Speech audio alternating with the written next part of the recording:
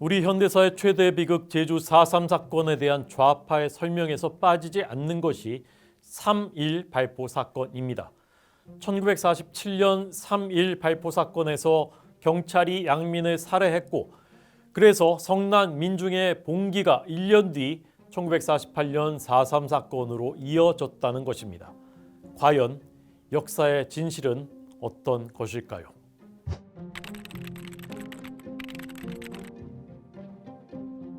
8.15 해방 5일 뒤인 1945년 8월 20일 제주도에서도 건국준비위원회 건준이 조직됐습니다.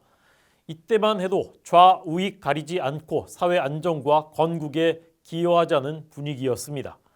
그러나 좌익 박헌영이 서울에서 건준을 장악하고 9월 6일 멋대로 조선인민공화국 인공까지 수립하자 상황은 달라졌습니다.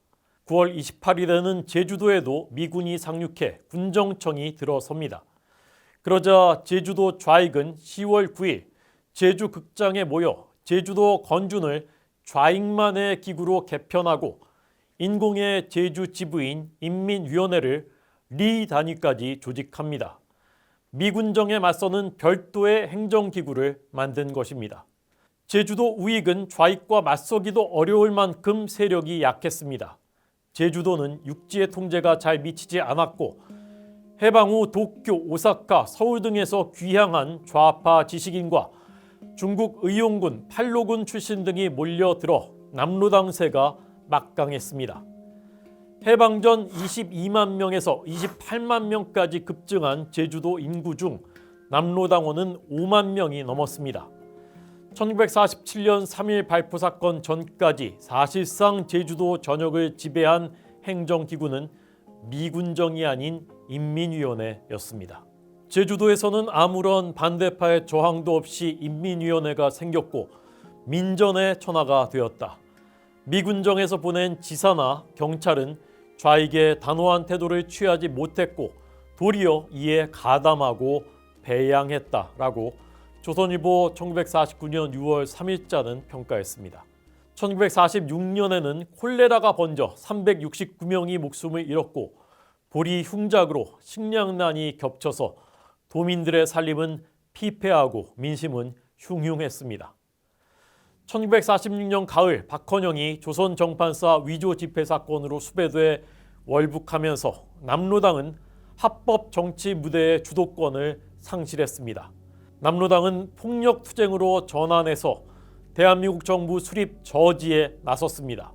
대구 경북 전역을 남로당이 휩쓴 1946년 대구 10월 사건으로 무려 300여 명의 경찰관, 공무원, 우익 주민이 학살당했습니다. 이런 가운데 해가 바뀌고 1947년이 찾아왔습니다. 3.1운동 28주년인 3월 1일 남로당은 서울, 부산, 정읍, 순천 등 전국 각지에서 의도적으로 우익과 충돌했습니다. 서울에서는 우익이 서울운동장, 좌익이 남산공원에서 따로 기념행사를 연 뒤 남대문에서 양측이 충돌해 16명이 사망하고 50여 명이 다쳤습니다. 남로당세가 강한 제주도에서도 오래전부터 대규모 집회가 준비되고 있었습니다. 2월 16일 하달된 남로당 제주도당의 3.1운동 기념투쟁 방침은 이런 내용이었습니다. 당일 복장은 전투복장으로 하며 인민위원회 길을 들고 부호는 인민위원회로의 정권 양도, 박헌영 체포령 철회, 인민항쟁 관계자 석방, 남로당 깃발 아래로의 인민의 결집으로 하라. 2월 20일 남로당 제주도위원회가 각 농촌 야채이카 즉 세포에 하달한 서한은 우익이라 칭하는 반동분자들을 철저히 숙청함으로써만이 우리의 승리를 기대할 수 있다라는 섬뜩한 내용을 담았습니다. 2월 25일자 민청 제주읍위원회의 지령서는 3.1운동 기념일을 대중을 고무하여 끌어들이는 기회로 삼아야 한다. 표어는 우리들의 지도자 박헌영 선생 체포령 즉시 철회하라. 정권은 인민위원회로 넘기라. 우리의 지도자 박헌영, 허헌 선생, 김일성 장군 만세 등이다 였습니다. 제주도 출신 학자인 신상준 전 대구대 총장이 저술한 제주도 4.3 사건에 기록된 이 지령들은 남로당의 목적이 처음부터 3.1절 기념이 아닌 체제의 전복이었음을 보여줍니다. 이런 정보는 2월 초부터 미 군정 경무부에 입수되고 있었습니다. 미 군정은 폭력 사태에 대비해 2월 23일 경찰 응원대, 즉 지원 병력을 제주도로 파견했습니다.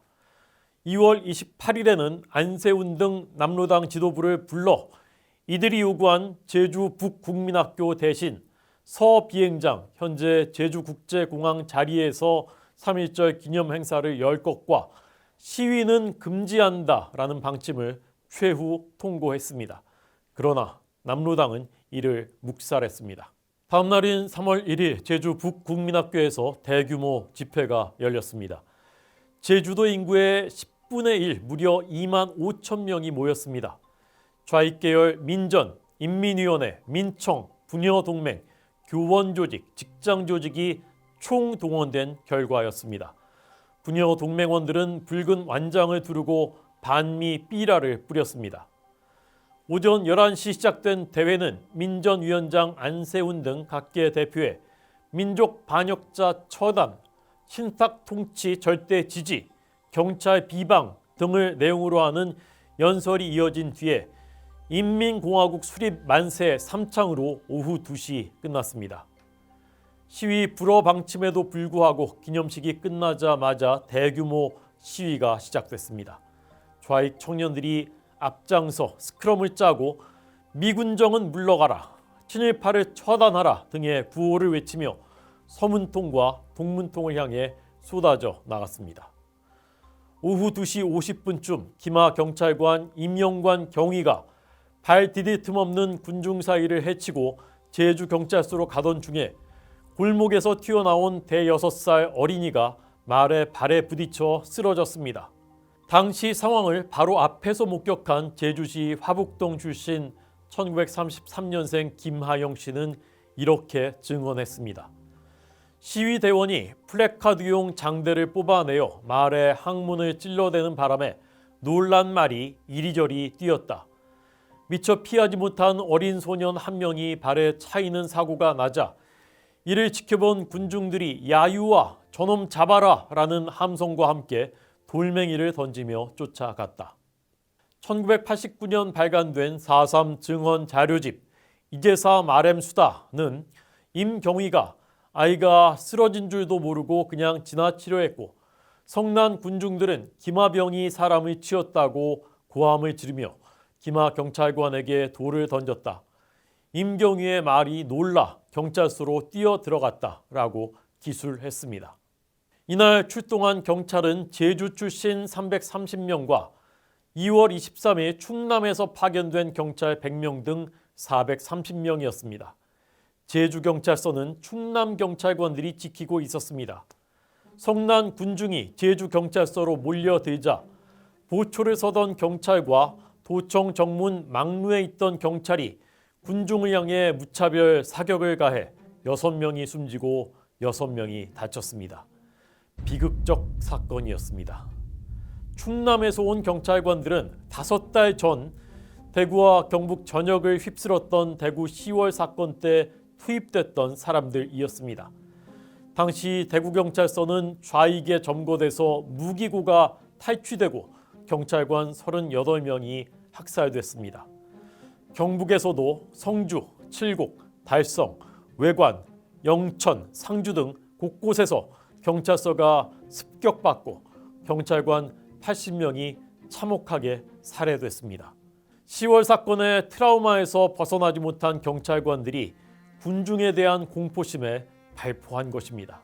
당시 미군 정보 보고서는 그들은 대전에서 훈련을 받았고 1946년 가을 좌익들에 의해 동료 경찰이 잔혹하게 당했던 사실을 오랫동안 잊지 못하고 있는 사람들이라는 사실을 명심해야 한다라고 평가했습니다. 사망자와 부상자를 도립병원으로 옮길 때 도립병원에서 또 발포 사건이 일어납니다.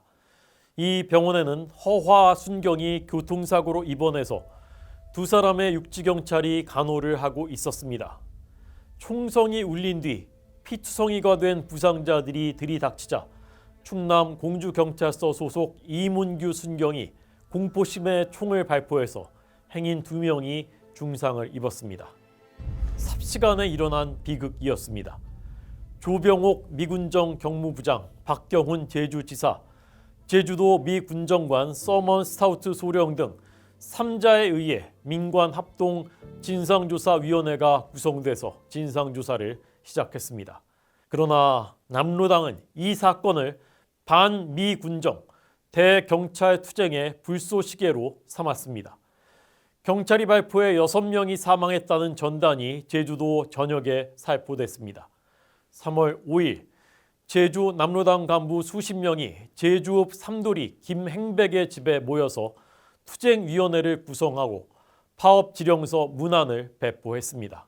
대구 10월 사건을 10월 혁명이라고 찬양하며 전 도가 총파업에 즉시 돌입한다는 내용이었습니다.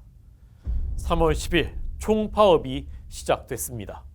북군청을 제외한 제주도의 모든 관공서, 통신, 운송, 은행, 교사, 학생까지 무려 41,211명이 참여해 제주도 전체가 마비됐습니다. 심지어 애월, 대정, 중문지서 등 경찰까지 파업에 가담했고 중문지서는 양경환 지서장 등 6명이 사표를 내고 나가버렸습니다. 다음 날인 11일 강인수 제주도 경찰청장은 도립병원 앞 발포는 경찰의 무례한 행위였다며 사과했습니다. 그러나 파업은 멈추지 않았습니다. 사태가 심각해지자 3월 15일 전라남북도에서 222명, 18일 경기도에서 99명의 경찰관이 추가 투입됐습니다. 3월 19일 민관합동진상조사위원회는 제주경찰서에서 발포한 행위는 치안 유지를 위한 정당 방위로 인정된다. 그러나 도립병원 발포 행위는 무사려한 행위임이 인정돼 순경 이문규는 행정처분에 처해야 한다라는 결론을 전원일치로 내립니다. 총파업은 3월 말에야 완전히 끝났습니다. 사태에 책임을 지고 제주 미군정 장관 스타우트 소령, 강인수 제주경찰청장, 강동효 제주경찰서장은 해임됐고 도립병원에서 발포한 이문규 순경은 파면됐습니다.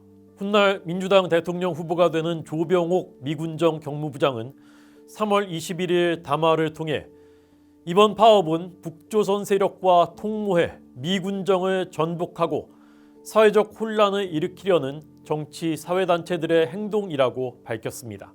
파업에 가담한 경찰 66명이 파면됐고 총파업본부장이었던 제주도청 산업국장 임관호, 인사과장 송인택을 비롯한 도청 간부 10여 명 등 파업을 선동한 500여 명이 체포됐습니다. 3.1 발포 사건은 일어나지 말았어야 할 비극입니다. 지리적 특수성으로 외부인들에게 거부감이 있는 제주도민들과 대구 10월 사건을 겪은 육지경찰 간의 갈등이 이 사건으로 심화됐고 이는 1년 후 4.3 사건 발발에도 영향을 미쳤습니다. 그러나 3.1 발포 사건 때문에 분노한 민중이 일으킨 민주항쟁이 4.3 사건이다라는 주장은 사실이 아닙니다. 남로당은 1946년 이후 일관되게 체제의 전복과 인민공화국 수립을 위해 폭력투쟁을 벌였습니다. 1947년 3.1운동 기념 투쟁도 1948년 4.3 사건도 같은 목표 아래 계획하고 실행한 것입니다. 좌익단체들은 또 1년 뒤인 1948년 1월 남로당 간부 221명 체포 사건과 3월 경찰의 고문치사 사건으로 제주도민들이 극심하게 탄압을 받아서 4.3 사건이 일어났다라고도 주장합니다. 그러나 1948년 1월 제주도 남로당 간부들이 연행된 것은 이들이 4.3 사건을 모의하고 있었기 때문입니다. 1948년 3월 경찰의 고문치사 사건은 명백히 잘못된 일이지만 이는 이미 2월에 남로당이 4.3 사건을 결정한 뒤에 발생한 사건입니다. 남로당의 불변의 목표는 민주주의가 아닌 인민공화국 수립, 즉 한반도 공산화였습니다. 김대중 전 대통령은 재임 시절 미국 CNN 인터뷰에서 4.3 사건은 공산주의자들의 폭동으로 시작됐다고 말했습니다. 남로당이 일으킨 폭력 투쟁을 민주주의 수호를 위한 민중항쟁이라고 선동하는 것은 역사 왜곡입니다.